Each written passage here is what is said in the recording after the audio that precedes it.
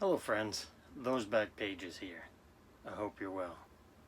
For tonight's episode, we're going to be talking about trying to bring some fun back into the hobby, your collecting hobby.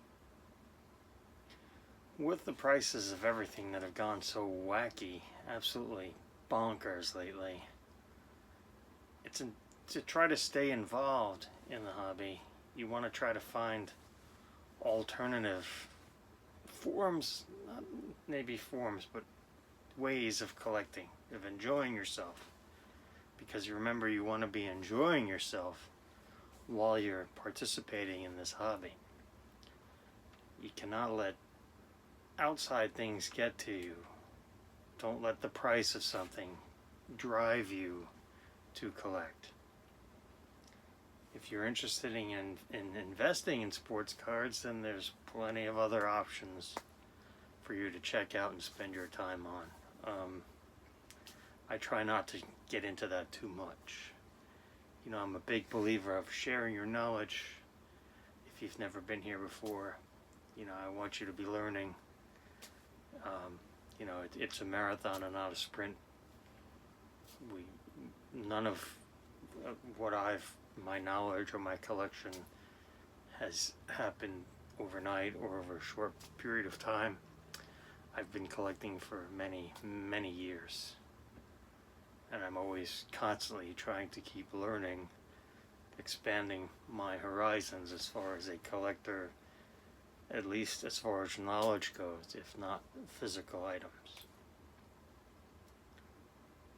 You know, and speaking of physical items, you know, with the pandemic and everything that's going on, it is quite possible that, you know, we as a society are starting to reappreciate physical items again.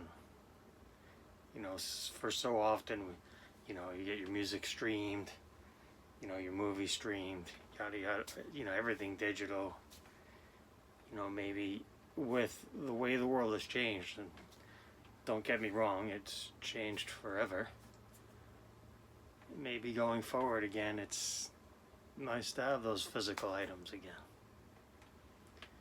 You know, I've mentioned it a few times now that, you know, with enough, like, obviously with enough wealth, I mean, you can pretty much almost, you know, unless you want like a PSA 10 on a Wagner or something like that. I mean, if it's available, you can get it.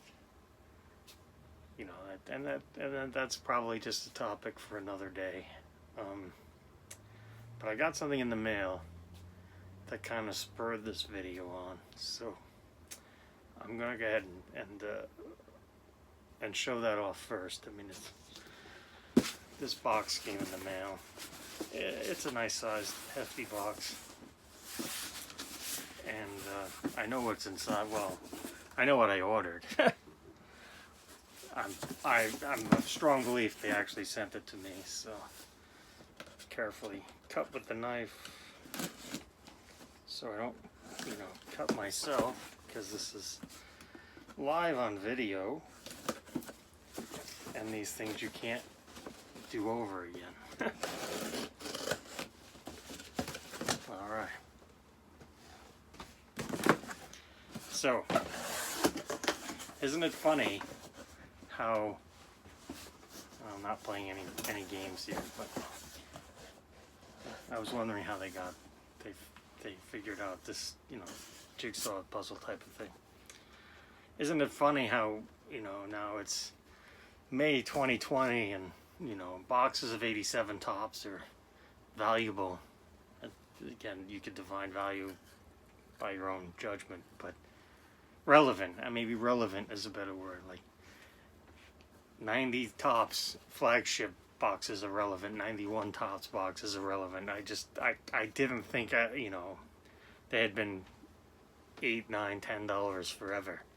So I didn't ever see a point, not a point, but a time when, I don't even know what they go for, but they're not, you know, I don't even know if the 87 tops boxes are under $30 a box anymore, the way crazy things are going. But here in this box, is, some of you will recognize these. Let's see. Let's see if you recognize, if you're old enough to remember starting lineups. So let's first make sure. I ordered 5 of them from this seller. The 96 Griffey. This is the 2000 Jeter. This is the 92 Griffey. Oh, it's got a sticker on there. Look at that. From Walmart. Look at that sticker. Can you see that? A 98 Jeter.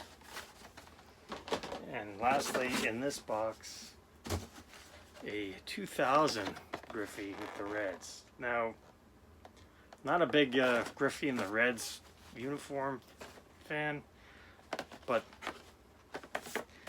this one, at least the figure, let me see if I can.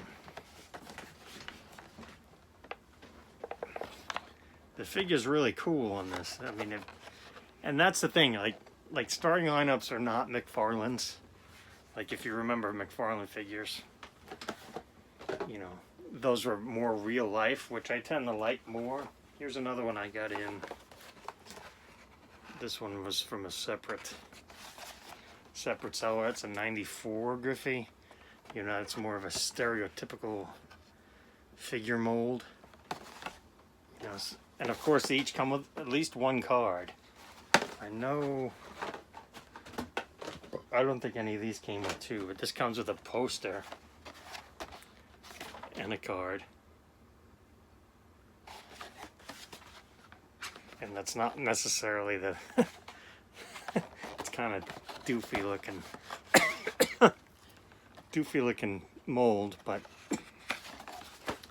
and it's got a checklist on the back. These were very popular in '88. Through the early 90s, probably through the mid 90s, I guess. You know, by the time 98 Jeter came out, not very popular anymore. 2000s, I don't know if they were popular at all by the year 2000. They were still putting them out, so I didn't make very many of these. But the cool part about these is, you know, not only do they come with an exclusive card, but they're cheap.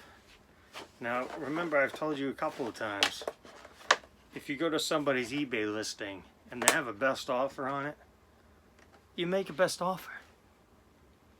They don't like it, they can decline you, they can cuss you if they're mature about it.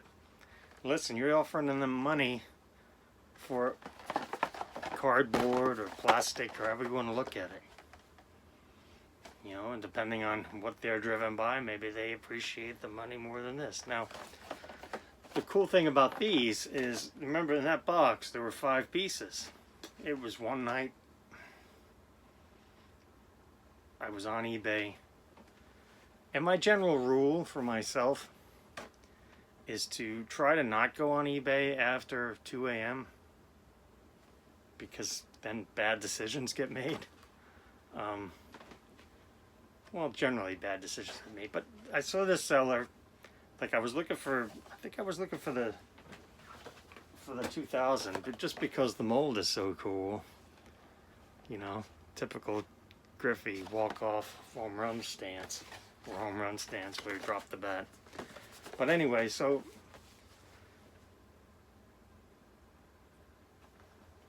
the seller had a bunch of these, bunch of different Griffeys and Jeters.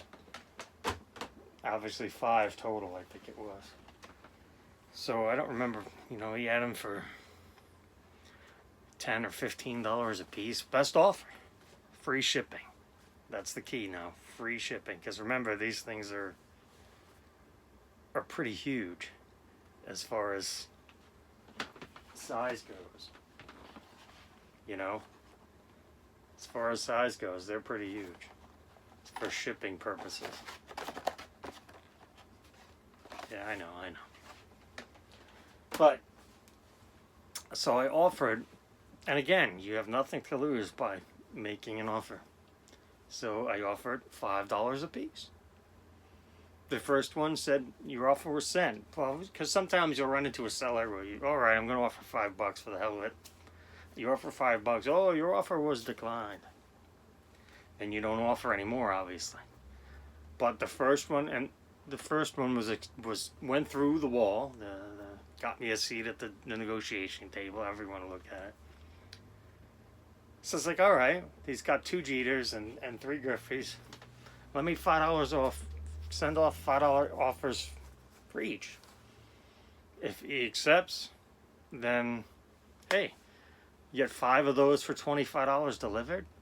That's, pretty cool. I mean, essentially, these are going to. I mean, these don't have. Actually, maybe I'm speaking, out of turn now. Maybe they have more value now. I don't know, with everything crazy going on. But essentially, these are fun to take out of the packaging and display, like I showed you the Jordan the other time. And so I figured, why not $5? So sure enough, I got up the next day. Your offer was accepted. Pay now. Your offer was accepted. And then this Griffey, the 94 Griffey,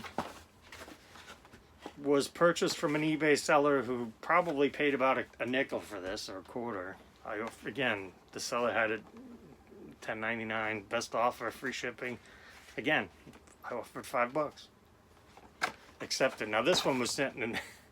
This one took up eating in the mail because this one was sent in a bubble mailer. Like that's bent. But again, the card's probably still fine. But that's not the point. The point it was $5. So that's just another way to enjoy the hobby, or hobby, however you want to look at it. And keeping it on the low, price-wise, keeping it cheap. So another thing I decided I wanted to do, just another, again, trying to think outside the box, collect a little different, going your own way type of thing. Like I really feel, and I've shared this before, I've showed some of his cards, I really feel that, Ken Griffey Jr. is undervalued as a whole. Obviously the rookies have shot up, but there are other Griffey inserts, cheap inserts, parallels, cheap parallels that have room to grow, if that's your thing. Now see, the thing, I don't have a very significant Griffey collection. I mean, I think I happen to have his rookies, but beyond that, I think I did his Topps run between, I was looking at that yesterday, between PSA and SGC. I think I have most all of his base cards. I'm probably missing some from the late 2000s. But not someone I really focused on too much years ago because he was costly. He was, he was pretty much the man. I mean, him, Frank Thomas, in the mid-90s, the early 90s, you open a box, man, I hope I get the Griffey. Whatever the insert you were chasing, or whatever it was back then. I mean, the pre-autograph days. Man, I hope I get the Griffey. So I've got some cheap Griffies on the way in that, I'm going to show this, and I'll probably wind up doing that with these. But I thought to myself, and this was a cool idea that I thought was cheap and conceivable, something that could be accomplished fairly easily. And again, remember a while ago I showed these binders, these 10 pocket binders. 10-9, these are Ultra Pros. I mean, I know it says Magic the Gathering, but the pages inside are the same as baseball. And these were like $3 each for an album that has 10 pages in it. So, anyway, so what I wound up doing is I said, when you think Ken Griffey Jr., what do you think? Yeah, you think Upper Deck. That's right. Jordan, Upper Deck. Wayne Gretzky, Upper Deck. Football, you don't really. You don't really associate anyone with football. They did the Marino Euros, they did the Walter Payton Euros. But anyway, so what I decided to do with Griffey was to take his, and again, like I said, maybe it's just me being a curmudgeon or whatnot, but Griffey in the Reds uniform, I know I've got some of you are Reds fans. I get it. You know, there are some nice Griffey Reds cards I'm trying to buy, so it's not like I wouldn't buy them in the first place. But for the most part, you think about Griffey, you think the kid, you think Mariners. 90s Mariners. So what I decided to do was take one of these albums, and it's got 10 9-pocket pages. So, and I did the math, 1990 to 1999 is 10 years. So what I decided to do, while they're still cheap, is take an album like this and just fill it with Griffey's Upper Decks. So there's a sheet of 90, 91, 92, classic triple exposure, 93, 94, which is just, you know, I'm not really talk about that in a minute, but that's just a classic Griffey card. 95, 96, 97's a little goofy.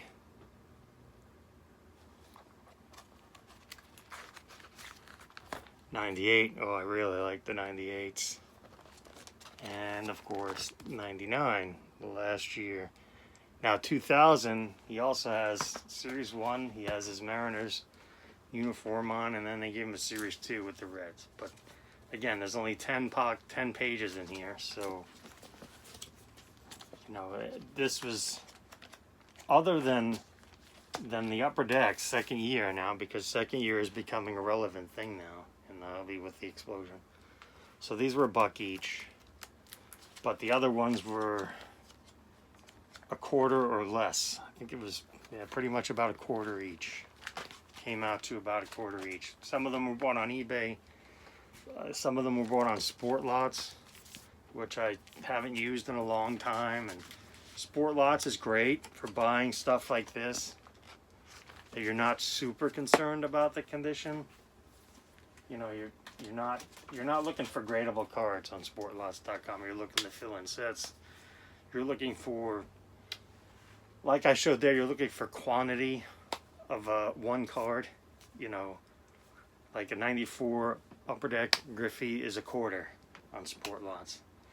You know, and I found one seller that had excess of 9, but had 9, or I might have gotten those on eBay. But the same thing, same principle applies. That with the key with Sportlots is to find one seller, because you can find a bunch of 18-cent cards. That's like the 18-cent place. Sportlots.com, for those of you that don't know. But you want to try to find as much from one seller as possible, because then you save on shipping. I picked up 99. Other than that, you know, the guy had a bunch of other stuff as well that I'll show in another video. But he had, you know, I picked up 100 cards from him, and shipping was $6. To me, that's reasonable to ship 100 cards that you want from one seller. Very reasonable. So something like that would be difficult to do on eBay, which is what I'm finding I'm having a hard time lately trying to pick up really good stuff from the 90s. Be right back. Thank you for tuning in to tonight's episode. I'm very appreciative of you spending your time with me, telling my stories and things. Remember to always be kind, keep learning, share your knowledge, and cherish your collection.